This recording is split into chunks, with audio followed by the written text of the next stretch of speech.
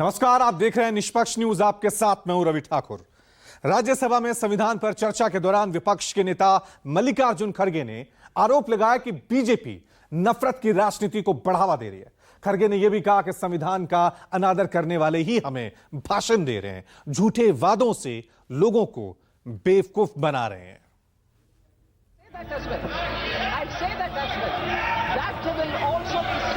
मनुस्मृति के जो कानून होते हैं, ये जनसंघ की मंशा थी या आरएसएस की मंशा थी? लोकसभा के बाद राज्यसभा में भी संविधान पर चर्चा हुई। सत्ता पक्ष की तरफ से केंद्रीय वित्त मंत्री निर्मला सीतारमण ने दुनिया के इतिहास की दुहाई दी, भारतीय संविधान की खूबसूरती भी बताई। लेकिन नेता विपक्ष मल्लिकार्जुन खड़गे को सत्ता पक्ष की जबान से संविधान की कहानी रास नहीं आई। दलील ये आई कि जो संविधान की जगह मनुस्मृति से देश चलाने की पैरोकारी कर रहे थे, मनुस्मृति को संविधान से ऊपर बता रहे थे, वो किस मुंह से संविधान का नाम ले रहे हैं। Post Second World War, nearly 50 countries, in fact over 50 countries, had become independent and they had their constitution written, but many have changed their constitutions, not just amended them, but literally changed the entire feature of their constitution. But our constitution has stood the test of time, of course yielded itself to very many amendments. पूरा देश जानता है 1949 में RSS नेताओं ने भारत के संविधान का विरोध किया था, क्योंकि ये मनुस्मृति पर आधारित संविधान नहीं था। इस बारे में आरएसएस के मुखपत्र ऑर्गेनाइजर ने संपादकीय यानी एडिटोरियल में ये लिखा था। न तो इन्होंने संविधान को स्वीकार किया, न तिरंगे झंडे को माना। केंद्रीय वित्त मंत्री निर्मला सीतारमण ने इल्जाम लगाया कि कांग्रेसी हुकूमत ने संविधान लागू होने के महज 6 महीने बाद ही अभिव्यक्ति की आजादी का गला घोंट दिया। लेकिन खड़गे ने नसीहत दी, राष्ट्रीय ध्वज, अशोक चक्र और संविधान से नफरत का इल्जाम लगाकर सत्ता पक्ष की फजीहत कर दी।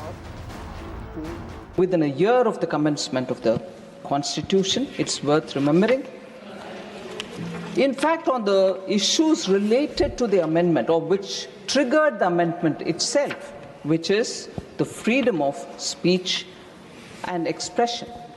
जो लोग झंडे से नफरत करते हैं, जो लोग हमारे अशोक चक्र से नफरत करते हैं, जो लोग संविधान से नफरत करते हैं, और ये लोग आज हमको पाठ पढ़ा रहे हैं, ये क्या है?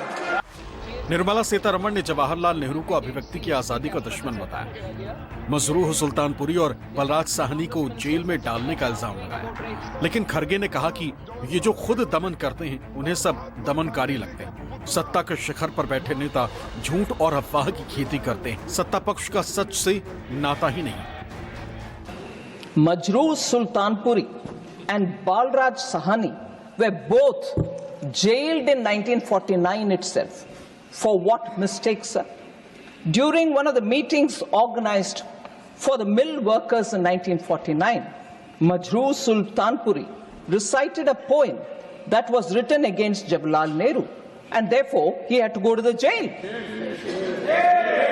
प्रधानमंत्री जी के एक बार फिर सदन और देश के गुमराह करने की कोशिश की और कहा 1947 से 1952 के बीच में कोई इलेक्टेड सरकार नहीं थी और वो गैरकानूनी संशोधन ला रहे थे।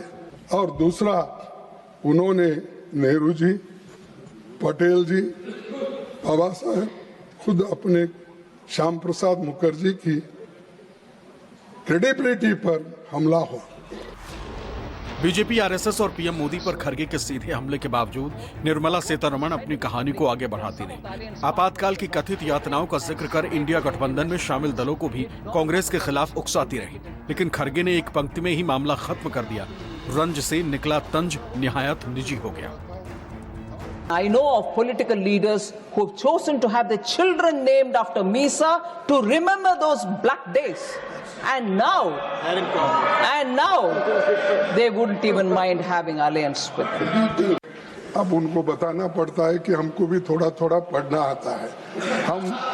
हम नहीं सर, हम तो म्यूनिसिपैलिटी स्कूल में पढ़े हैं, वो जवाहरलाल नेहरू यूनिवर्सिटी में पढ़े हैं। निश्चित है कि उनकी अंग्रेजी भी अच्छी हो सकती है, उनकी हिंदी भी अच्छी हो सकती है और सभी कुछ अच्छा हो सकता है, लेकिन उनके करतूत क्या है, अच्छे नहीं।